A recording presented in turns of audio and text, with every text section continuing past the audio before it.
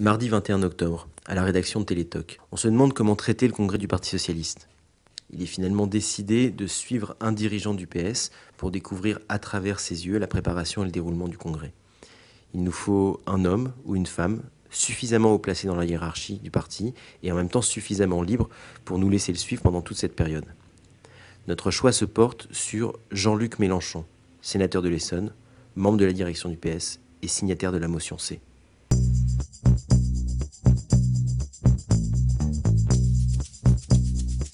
Je m'appelle Mélenchon, mon nom ne sert pas à faire des plaisanteries.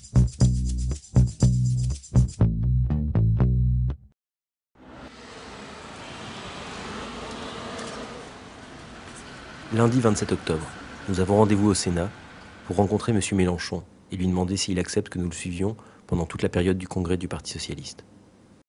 Oui, ça je veux bien le faire, mais je tiens à prévenir, moi je suis pas... je suis un guide engagé, hein, donc moi je regarde le congrès avec mon propre regard, je ne suis pas un commentateur extérieur à tout ça, quoi. Hein. Donc il y a les gens que j'aime pas, les idées que j'aime pas, les gens que j'aime, les idées que j'aime, et il n'y a pas de... Je ne suis pas impartial, comme on dit, à supposer que quelqu'un arrive à y être, mais enfin, c'est assez à la mode de se donner comme impartial, au-dessus de la mêlée. Moi je ne suis pas au-dessus de la mêlée, je suis dedans. Bon, ça y est, M. Mélenchon a accepté de nous servir de guide pour le congrès du Parti socialiste. Alors commençons à planter le décor. Jean-Luc Mélenchon naît en 51 à Tanger au Maroc. À 11 ans, la famille arrive en France et très vite s'installe dans le Jura. Puis c'est mai 68 et les premiers pas du jeune Mélenchon en politique au sein des comités d'action lycéens. 2 ans plus tard, il part à Besançon faire des études de lettres et de philosophie, rentre à l'UNEF et rejoint les trotskistes de l'ECI. Bon, j'étais militant étudiant, et puis en 74, je suis encore leader étudiant. Mais 74, c'est une élection présidentielle, celle de Mitterrand. Et donc moi, j'ai fait la campagne de 74 avec essentiellement les communistes de Besançon. Et bon, assez rapidement, bon, la divergence s'est creusée avec le mouvement trotskiste. Et puis déjà, bon, moi, mon ancrage, c'est la République, quoi. Alors donc, c'est pas tout à fait compatible avec les soviets. C'est pas la même chose. 1977, retour dans le Jura. Mélenchon rejoint le Parti socialiste de François Mitterrand. C'est les années du programme commun et de l'union de la gauche, celle précisément dont le Parti communiste ne veut plus. Quand il y a eu la rupture de l'union de la gauche, moi, avec mes amis localement, on dit bon allez, on va faire un meeting. Donc on va à la plus grande salle de la ville. Alors bon, les anciens ils disaient bon, on pourrait peut-être prendre une salle plus petite, faut pas exagérer. Bon, ah non, on va s'expliquer devant les masses. Bon, et nous la partie à nous expliquer devant les masses. Et les gens sont venus par centaines. Non, moi j'ai vu à 2 ou 3 reprises dans ma vie le peuple français investir la politique en masse, dans les détails. En 68, pendant toute cette période du programme commun et de 1981, pendant le traité constitutionnel. Voilà, donc c'est possible. Puis arrive le 10 mai 81, la victoire de François Mitterrand. 5, 4, 3, 2, 1. François Mitterrand est élu président de la République. Peu après, Jean-Luc Mélenchon, qui continue sa carrière au sein du parti, devient premier secrétaire de la Fédération de l'Essonne. En 88, il crée avec Julien Drey la nouvelle école socialiste, le courant de la gauche du parti. 2 ans plus tard, avec l'arrivée de Marie-Noëlle Lienemann, il décide d'un nouveau nom pour leur courant, la gauche socialiste. En réalité, on a décidé ça dans une salle de cinéma, parce qu'il n'y a plus d'autre endroit où se réunir. Et on était les 7 dirigeants sur la scène, parce qu'il n'y avait pas d'autre endroit où mettre une table. Et le gars qui avait les clés, on avait par-dessus la tête. Ça durait depuis je ne sais pas combien de temps. Il était très tard. Et on n'arrivait pas à décider de Drey. Moi, je m'en fichais du nom qu'on choisirait. Bon, ça dépendait de lui. Il était bougon, comme souvent. Il ronchonnait. Et alors, on disait des noms. La nouvelle gauche. Non, pas la nouvelle gauche. C'est con. La gauche, c'est pas... Non, ça lui plaisait pas non plus. Alors. Et puis, je ne sais pas quoi, à un moment donné, quelqu'un dit la gauche socialiste. Et à ce moment-là, le gars qui est dans la salle dit ah oui, ça c'est très bien, il devait en avoir marre. Parce qu'il devait être au moins 1h du matin. Alors, Drey dit bon si ça lui plaît, alors on va faire comme ça. Avec la gauche socialiste, Mélenchon et ses camarades cherchent à recréer le lien entre les partis politiques et le mouvement social. Ils sondent toutes les manifestations, de toutes les grèves, de toutes les révoltes. Mais ça ne suffit pas, et ça ne paye pas au sein du parti. Alors changement de stratégie. Au début des années 90, la gauche socialiste prend sa part dans les jeux d'appareil. Elle complote, fait et défait les majorités rue de Solferino jusqu'à la période Jospin. En 97, ils rejoignent l'ancien dauphin de François Mitterrand et tentent de faire passer leurs idées. La ligne, c'est on pressionne de l'intérieur parce qu'à l'époque, ça paye. On a un interlocuteur qui est Lionel Jospin, qui est un homme très, très carré, quoi. Hein. Donc il y a des moments de tension comme on n'a pas idée, hein, parce qu'il est physique, Lionel, en plus. Hein. Donc des fois, vous vous demandez s'il ne va pas vous mettre une claque. Hein. Mais c'est un homme très droit, très rigoureux. C'est-à-dire, quand la discussion est finie, on est tombé d'accord, il y a un cadre. Donc à l'époque, ça paye de pressionner. Moi, je crois à ça. Après, on gagne 98, je deviens ministre, puis Marie-Noël quelques temps après. C'est une expérience très forte. On a essayé d'intégrer dans l'action ministérielle la dynamique de gauche. Bon, on va un peu s'oublier, on va parler de ça. Ce qui compte, c'est à la sortie de tout ça, c'est le désastre.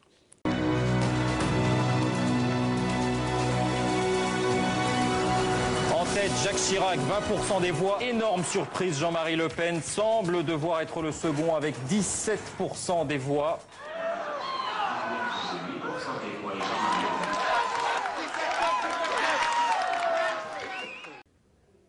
Donc cet événement gigantesque, qui est une espèce de fracture dans le cœur de l'identité républicaine de la France, se produit. Et ça veut dire que le Parti socialiste, quelque chose s'est produit dans les profondeurs de notre peuple, et le parti a été, au lieu d'être en phase avec, a été en travers. Et donc il s'est pris, blam, le mouvement en plein dedans. J'assume pleinement la responsabilité de cet échec et j'en tire les conclusions en me retirant de la vie politique après la fin de l'élection présidentielle. Et la réponse à ça, ça a été unité du parti, c'est-à-dire dorénavant, c'est comme auparavant. Et tous les chefs perdus, qui sont responsables du désastre, parce que c'est pas Jospin, Jospin c'est la victime expiatoire. Tous ces chefs se mettent d'accord entre eux pour dire surtout on touche à rien. 2002, c'est l'explosion de la gauche socialiste. Mélenchon s'allie à Emmanuelli pour proposer au parti une alternative à gauche. Au congrès de Dijon, la victoire leur échappe. François Hollande reste le premier secrétaire du parti. On pouvait gagner, la gauche du parti pouvait gagner, et on aurait gagné 10 ans de néant balbutiant. Hein. Alors maintenant, quand je les vois s'engueuler en tournant en disant le parti n'a pas travaillé, mais enfin la faute à qui dirigeait ce parti, c'est quand même bien eux. Et puis ils sont tellement paresseux, tellement ignorants, qu'ils ne se rappellent même pas ce qu'ils ont fait eux-mêmes. Ils ne se rappellent pas qu'ils ont fait tous les ans au moins 3 conventions, qu'on a écrit 2 programmes pour des législatives, que je dis 3 programmes pour des législatives, 2 projets pour 10 ans, en 6 ans. Le parti a travaillé, mais eux n'ont rien foutu, c'est ça la vérité. Ils ne s'intéressent à rien, ils lisent des notes de leurs assistants, ils ne lisent pas de livres, hein, ou alors le socialisme expliqué aux nuls, ou quelque chose comme ça. Puis arrive le référendum sur la Constitution européenne. Malgré les consignes du parti, Jean-Luc Mélenchon fait campagne pour le non. Avec lui, les socialistes font de nouveaux fronts communs avec les communistes et les militants trotskistes. Le 29 mai, contre toute attente, c'est la victoire du non. C'est la magie de l'action populaire de masse. Le peuple, quand il veut, il emporte tout. Alors bon, donc le peuple vote non. On est glorieux, non? Nous, on a fait le non. Donc à un congrès, je me dis, on peut dire on va gagner. Parce que quand même, les camarades qui ont adhéré à ce parti, d'accord, ils ne sont pas contents parce qu'on a été indisciplinés, mais ils réfléchissent. Penses-tu, commence par fils dehors. Tous ceux qui ont voté non, ils les sortent de la direction. Et au congrès suivant, ils le font sur la discipline. La discipline. Donc là, vraiment, pour moi, c'est encore un pas, quoi. Je comprends que, bon, on n'est pas loin de l'encéphalogramme plat. Voilà, on en sait un peu plus sur M. Mélenchon. Maintenant, on va pouvoir rentrer dans le vif du sujet, le congrès du Parti socialiste. Mais ça, c'est pour le prochain épisode. Moi, ils ne m'amuseront pas avec ça. Donc ils peuvent faire leur combine, passe-moi le sel, je te passe le poivre, et puis Tata va arriver première, Tonton va arriver second, le cousin Jules va arriver troisième, puis à la fin, on va faire le repas de communion et tout le monde va être d'accord. Hein. Moi, je ne marche pas. Maintenant que M. Mélenchon nous a raconté son parcours politique, rentrons dans le vif du sujet, le congrès du Parti socialiste. Bon, donc, dans la phase dans laquelle on est, il y a plusieurs textes déposés, il y en a 6, et puis les militants vont voter. Alors on dit, c'est pas juste, hein, on dit il y a 4 motions importantes, d'autres disent que 3, et puis 2 petites. Mais en gros, qu'est-ce qui se joue?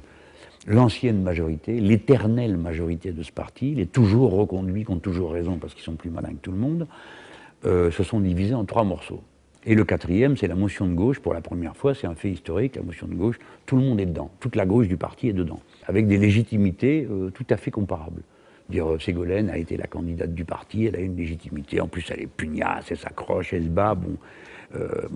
Après, Martine Aubry aussi, c'est la tradition un peu vieillotte mais sympa, quoi. Bon, des années, on va dire, des années Jospin un peu. Hein. Bon, alors je sais que ça paraît curieux de dire ça, parce que justement, le dauphin de Jospin, c'est Bertrand de Lannoy, qui a la légitimité, puisqu'il est là. Hein, voilà. Voilà, ça fait 3 légitimités, et puis après il y a la gauche du parti qui a la légitimité de l'histoire, et quand même, je me permets juste de le signaler, d'avoir eu raison, mais bon. Normalement, si c'était rationnel, on devrait gagner. Bien, voilà pour les 4 grandes motions qui vont s'affronter à ce congrès. Mais pour les 2 autres, que font-elles? Ah bah on ne sait pas ce qu'ils font. Utopia, ils sont présents à peu près à tous les congrès, ils font 1-2%, mais ils sont assez... c'est des purs idéologues, eux, parce qu'ils s'en fichent du résultat. C'est intéressant de voir que ça existe quand même au PS. Ça. Le pôle écologique, c'est nouveau, c'est suspect. Ça sent quand même la grosse combine à 10 km, parce que, mais enfin, il ne faut pas être injuste. On a l'impression que ce sont des gens qui sont là pour faire, bon, avec quelques points, peut-être la soudure pour une majorité. Mais enfin, ils disent aussi des choses sur l'écologie. On ne peut pas leur jeter la pierre, parce que la pensée socialiste, elle est de ce côté-là, ça ne va pas, quoi. C'est bon pour les protagonistes. Mais comment se déroule un congrès du Parti socialiste? Alors après, on vote. On a X%. En même temps qu'on vote, il y a des listes. Donc à la proportionnelle sont élus les comités fédéraux, les comités nationaux, le comité national, etc. D'accord? Donc on arrive, une fois qu'on a voté, il y a d'abord les congrès fédéraux dans les départements. Puis après, il y a le congrès national. Au congrès national, bon, il faut faire une majorité. La tradition veut que la motion qui est arrivée en tête propose aux autres une synthèse, mais à ses conditions, elle, puisque c'est elle qui a gagné. Bon, alors maintenant, j'ai lu dans le Nouvel Obs que Fabius a dit « Ah non, non, on peut faire autrement, tous les autres peuvent se mettre d'accord contre celui qui est arrivé en tête. » Alors, il n'y a qu'à faire ça, et on est sûr de se garantir, d'abord, un viol pur et simple de la tradition du parti, mais enfin, bon, ils peuvent le faire, pourquoi pas. Hein. Moi, je ne mettrais pas ma cuillère dans ce potage. Hein. Je préfère prévenir d'avance. Et l'élection du premier secrétaire? On a inventé une diablerie pour terminer de présidentialiser ce parti et de le pipoliser, qui est l'élection du premier secrétaire au suffrage universel après le congrès. C'est-à-dire que tu peux avoir une majorité hein, dans le congrès, qui s'est arrangé dans le congrès, et puis après, un autre qui serait élu premier secrétaire du parti. D'accord. Mais pourquoi autant d'intérêt sur ce congrès? Est-ce qu'il est différent des autres? C'est un congrès qui est tout à fait hors du commun pour le Parti socialiste. C'est la première fois que le sortant ne désigne pas son successeur. François Mitterrand avait installé Lionel Jospin. Lionel Jospin avait installé François Hollande. C'est la première fois que Hollande, qui n'arrive même pas à s'installer lui-même, n'a installé personne. Donc l'affaire est complètement ouverte. Et pour un dirigeant socialiste, au-delà des enjeux, c'est quoi, au jour le jour, la préparation d'un congrès? Donc le congrès, c'est pour beaucoup de voyages et beaucoup des flots de paroles. Donc on va dans les sections, dans les fédérations, suivant les endroits, défendre le texte. Et quand c'est à Pétaouchnok-les-Bains et que tu es venu de Paris ou de la capitale régionale, parce que ça fait plaisir aux copains en même temps de recevoir localement quelqu'un qui vient... Ils ne veulent pas tous, hein. Il y a des fédérations, tu ne peux pas entrer. Personne de l'extérieur n'a le droit de venir. Bon, cela, j'aime mieux dire que... Pour ce qui est du maniement du résultat, ils sont forts aussi. Mais enfin bon, sinon, voilà, on vient. Moi j'aurais aimé aller à Marseille, parce que c'est le coin que j'aime le plus. Puis ils sont sympas, c'est ouvert, ça remue beaucoup. Et là, je vais aller dans le Pas-de-Calais. Alors il paraît que la direction fédérale m'aime pas trop, mais il faudra quand même bien qu'elle se passe à ma présence. Hein. Parce que j'ai dit du mal d'eux. Oui, c'était justifié. Bon, donc là, on va faire une réunion. Et je vais défendre, mais après j'en fais encore d'autres. Parfait. Alors le rendez-vous est pris. La prochaine fois que nous nous verrons, ce sera le lundi 3 novembre pour partir ensemble à cette réunion dans le Nord-Pas-de-Calais. Le vrai sujet, c'est l'orientation politique du parti. Et cette question prend un contenu spécialement dramatique dans la période que nous vivons.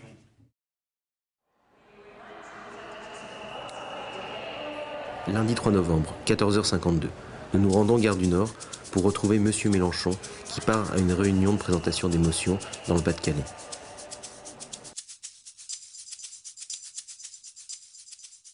Si tu viens pour recueillir des louanges et des preuves d'amour, tu perds ton temps. Donc il faut faire ton travail de militant. C'était pas ça le travail avant. Avant, tu faisais ce travail dehors pour convaincre le gars qui n'a rien compris, la fille qui est paumée, lui expliquer la droite, la gauche, le capital, le travail. C'était ça qu'on faisait. Hein. Moi j'ai fait ça pendant des années. Et maintenant, on a un peu l'impression que la seule chose qui compte, le seul endroit où on milite, c'est dans le parti. C'est absurde. On n'adhère pas au Parti socialiste pour militer dans le parti.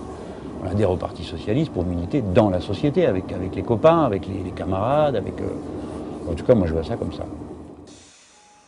16h33, gare d'Hazebrouck. Des militants viennent chercher M. Mélenchon pour l'emmener à une réunion avec des syndicalistes de la région. Arrivés à Longness, des délégués de la Cristallerie d'Arc exposent le plan de licenciement qui les frappe et demandent aux sénateurs d'appuyer une demande de rendez-vous qu'ils ont fait auprès de Christine Lagarde. Bon, alors bonnes élections prud'homales sans en dire plus. Une heure après, nous reprenons la voiture pour partir à une réunion du Parti socialiste à Arc.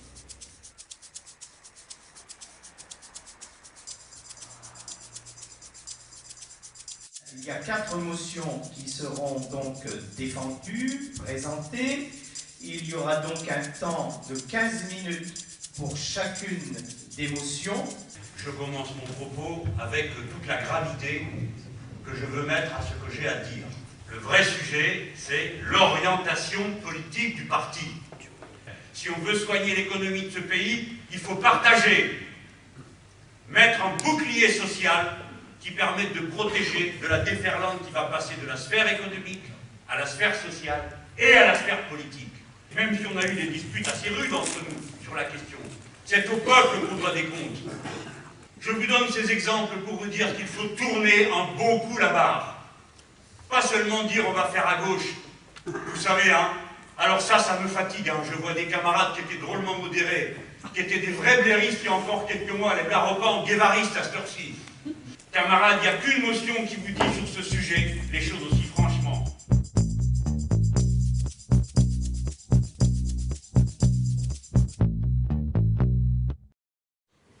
« 22h32. M. Mélenchon reprend le train à Arras, direction Paris. C'est l'heure d'un premier bilan. Le vote des militants aura lieu dans 3 jours.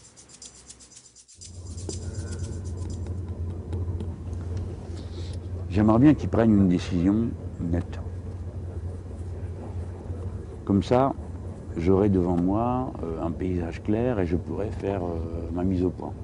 Moi, je parle franchement de plus en plus mal le côté comédie. J'entends des gens raconter le contraire de ce qu'ils disaient il y a 3 mois, ou des fois il y a une semaine.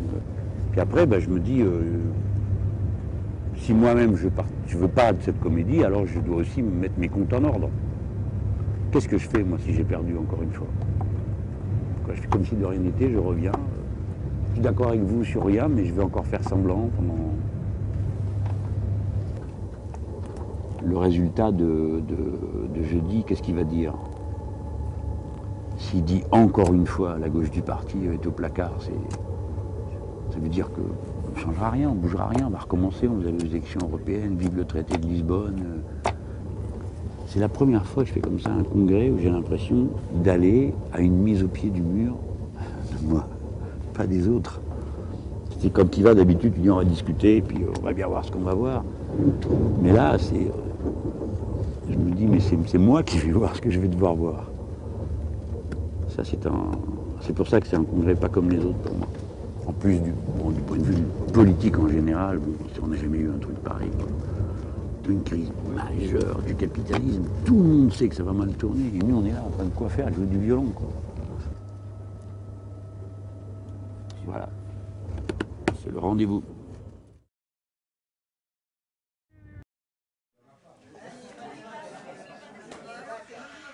« 18h32, nous retrouvons M. Mélenchon dans l'Essonne pour le vote des motions dans la section de Massy.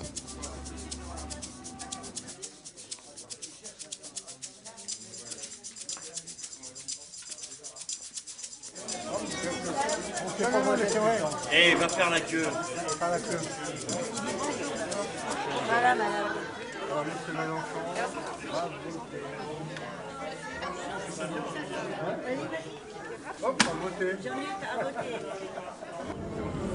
J'ai intégré la section en 1978, quand je suis arrivé à Massy. Donc c'est dire que j'ai connu je ne sais combien de secrétaires de section. Moi-même, j'ai été le secrétaire de la section après que le parti ait été détruit.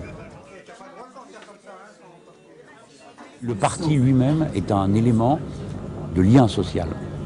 Donc c'est le parti qui fait le lien, c'est le parti qui a l'histoire profonde, c'est le parti qui fait que les gens se socialisent, se connaissent, que les générations entrent dans le combat socialiste l'une après l'autre. On t'a vu ce soir, il y a tous les âges qui sont là.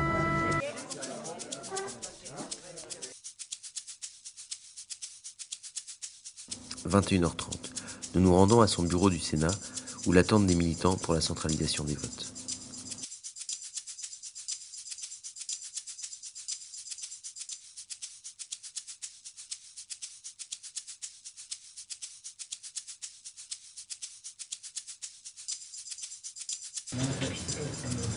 Oui, bah dis donc, je me demande quel genre de chiffre ils ont à Solferino. Pour arriver à des absurdités pareilles.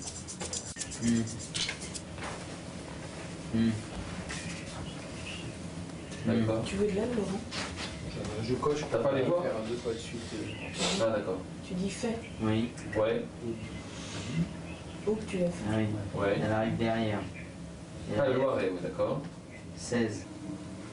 1600, et 1600. Hein? C'est confortable. 1800 votants, on a 200 sur 1800 votants, on a un 9e, 11%.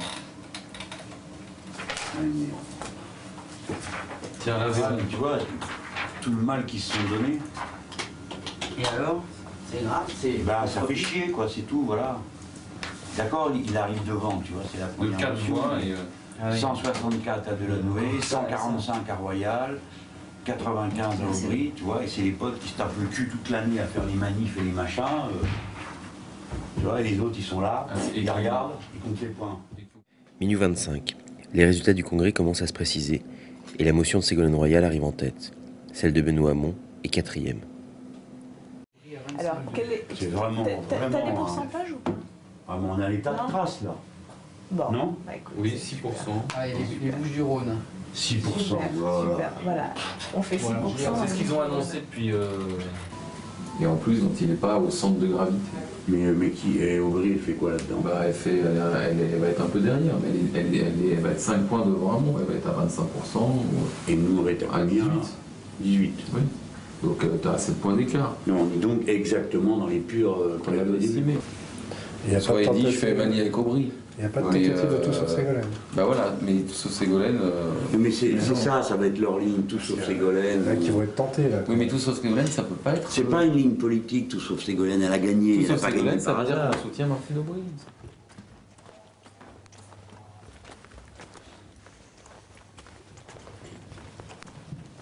Devant ce mur-là, C'est pas Mélenchon, hein. ce mur-là, c'est plus neutre. Hein? Venez, venez là.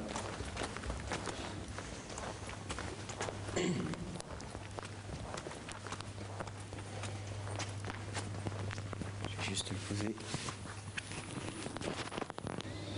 Bah, c'est un résultat qui est décevant de toutes les manières possibles.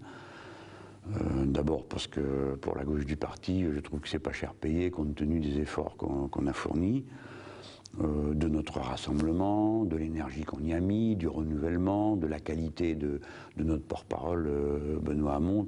Un parti, c'est un outil pour le combat. Là, c'est pas le cas. Il y a une logique à ce résultat. Il ne tombe pas de dire Ségolène Royal n'est pas n'importe qui. Ça a été la candidate du Parti socialiste. Son orientation n'est pas un mystère. Elle ne s'en est jamais cachée, elle au moins. Hein. Il faut être fair-play, mais après, il y a la leçon politique à tirer.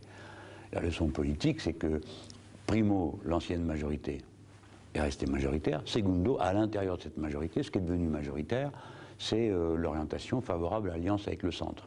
Bon, voilà. Donc, c'est de ça dont il faut partir. Et pour moi, ça suffit comme ça. C'est bon, ça suffit. C'est bon. C'est pas avec ça qu'on va répondre à la gauche, à l'énergie populaire qui est disponible dans ce pays. Mais pas avec ça, pas pour faire ça. Et donc, voilà, moi je tourne la page, hein, ça suffit. Voilà, c'est le coup de théâtre. Il est 2h du matin, les résultats viennent de tomber, et celui qui devait nous emmener au congrès du Parti socialiste nous a finalement emmenés ailleurs. Monsieur Mélenchon quitte le PS, et nous sommes malgré nous les témoins d'une histoire que nous n'avions pas prévue. Demain, il annoncera publiquement sa décision et son intention de continuer le combat politique, autrement et ailleurs. Jean-Luc Mélenchon a créé un parti, donc un nouveau Ouais, parti, c'est au courant. ils sont deux, comme ça ils sont sûrs d'avoir 50% des voix. Ah oui, vous êtes deux. Non, alors c'est quoi ce parti, Jean-Luc?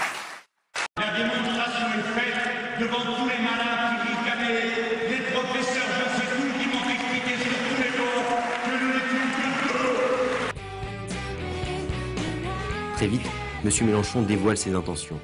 Constituer un front de gauche regroupant les partisans du non au traité constitutionnel européen pour partir ensemble à l'élection du 7 juin.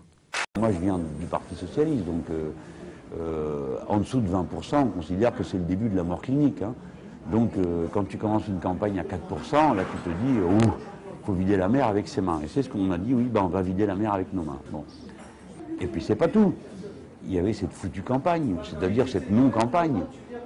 C'est-à-dire que, comme m'a dit un copain, il me dit, tu comprends, avant, il y a un sujet, on s'amène et on dit notre point de vue. Là, il faut expliquer qu'il y a une campagne, qu'il y a un sujet, quelle est la position des autres, et seulement quand tu as fini tout ça, tu dis quelle est la tienne. Donc, ça a été terriblement difficile. Je ne dis pas que ça soit fini, la difficulté, mais c'est vrai qu'en février, ça fallait souquer ferme. Hein. D'autant plus difficile que le NPA refuse de rejoindre le front de gauche. Et aujourd'hui, les deux listes semblent en concurrence. C'est pas le sujet, la compétition avec le NPA. La compétition avec le NPA, c'est une trouvaille médiatique pour rendre le débat intelligible. Alors, gauche de la gauche, l'autre match, Olivier Besancenot, Jean-Luc Mélenchon. Je n'accepte pas ce cadre. Monsieur Besancenot n'est pas mon adversaire. Je ne suis pas un match dans le match. Moi, j'ai toujours été dur avec les médias, mais cette fois-ci, je leur reconnais que c'est une situation absolument ingérable par des politiques qui ne veulent pas débattre. Ou qui disent tous pareil, et qui montent d'ailleurs tous avec la même énergie. Hein. Donc ils ont eu beaucoup de mal. Donc ils ont organisé en quelque sorte un tableau pour arriver à rendre la partie intelligible. Donc il y a premier camp UMP-PS, deuxième paquet écolo-centriste, troisième paquet NPA Front de gauche. Donc ça, en quelque sorte, il y a des matchs. Hein. Voilà. Bon, pourquoi pas. Mais moi, c'est pas mon sujet, quoi. Je suis pas en train de faire campagne contre le NPA, c'est pas mon sujet. Alors la campagne, comment se déroule-t-elle?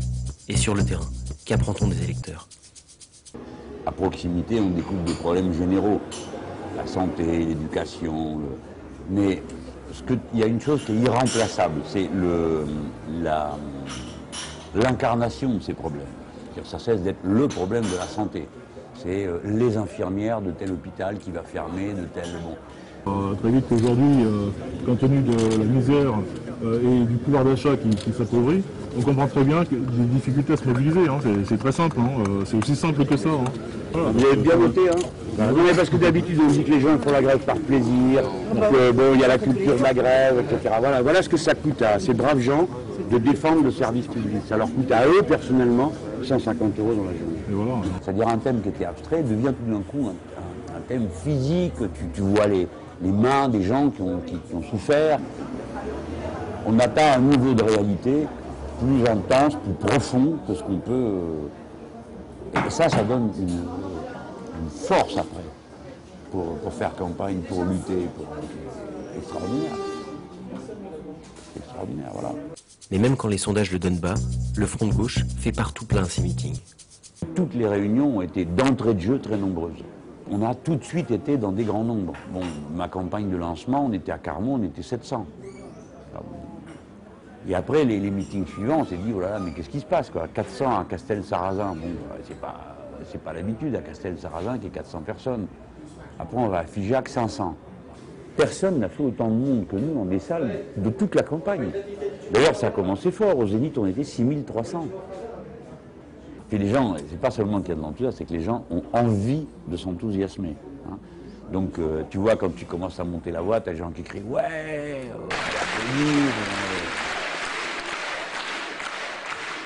donc, je me dis, mais qu'est-ce qui se passe? Moi, je vois une chose sur le terrain et les sondages m'en disent une autre. Et puis, petit à petit, bon, les échos des copains dans les autres circonscriptions ont commencé à se recouper. Et donc, on a su qu'on tenait le bon bout. Dimanche 7 juin, jour du vote. C'est à Paris, sur une péniche qui fait face à la grande bibliothèque François Mitterrand, que le Front de gauche a établi son QG de fin de campagne. À l'étage, on suit les débats télévisés.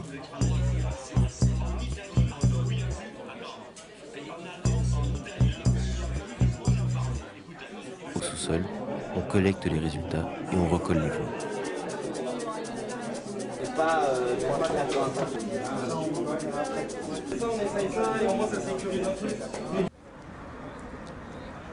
21h30, alors que le Front de gauche est crédité de 6,5%, les militants attendent toujours Madame Buffet et Monsieur Mélenchon.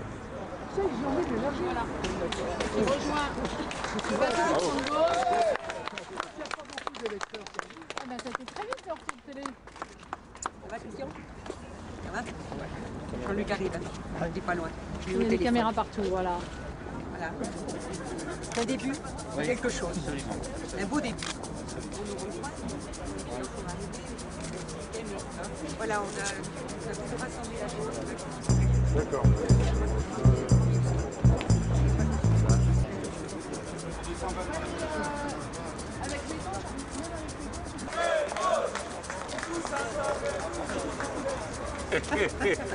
Bon, allez, on y va. Bravo, Jean-Luc.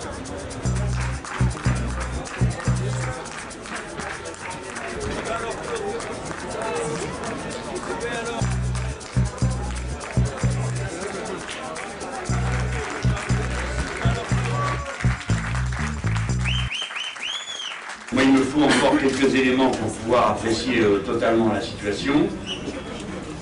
Nous avons, nous, le Front de gauche, des raisons d'être heureux ce soir, dans la mesure où le score que pour l'instant on nous attribue nous place en 5e position, et j'estime que symboliquement ça a un sens qui pour nous, en tout cas gens de gauche, a un très grand impact, nous place en tout cas devant le Front national. Et d'une certaine manière, pour nous, j'achève donc sur le note optimiste que je vois à cette situation, c'est ce que nous avons essayé de faire. Je crois que le Front de gauche, dont je ne surévaluerai pas le résultat, mais dont je n'ai pas non plus l'intention de le minoriser, c'est un point d'appui extraordinaire. Et en tout cas, c'est une méthode politique. Et nous attendons qu'on nous démontre qu'il en existe une autre.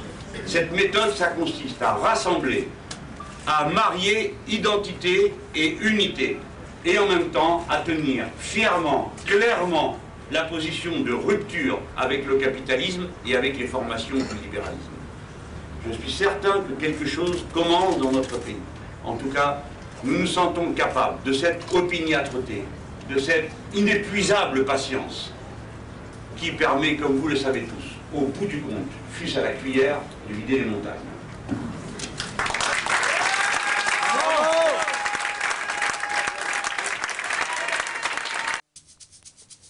22h15. Les estimations se précisent, mais rien n'est joué. Pour M. Mélenchon, qui ne sait toujours pas s'il est élu député européen, commence alors une longue attente.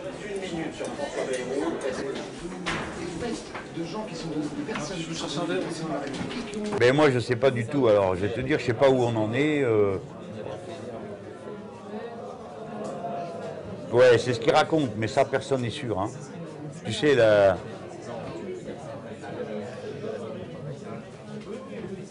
Ouais, merci, toi de même.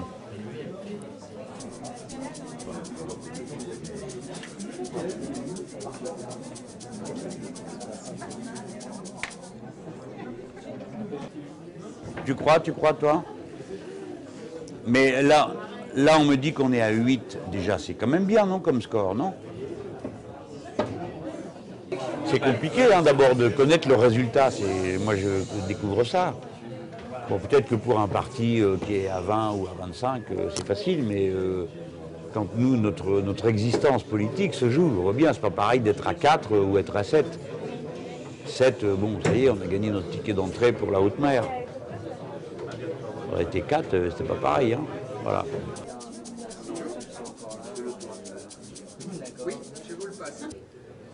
Félicitations, mais on n'en sait rien, ma grande, si je suis élu ou pas. Qu'est-ce que je me dis? C'est pas fait. C'est pas fait. Minuit 20. On y voit plus clair sur les résultats. Toi, t'es sûr? Oui, c'est sûr, on était le 8e siège, avec 8,2. Et voilà. Monsieur Mélenchon est élu député européen du Front de gauche. Le pari qu'il avait pris en novembre dernier en quittant le Parti socialiste pour construire autre chose a finalement payé. Et à l'en croire, tout ceci n'est qu'un point de départ.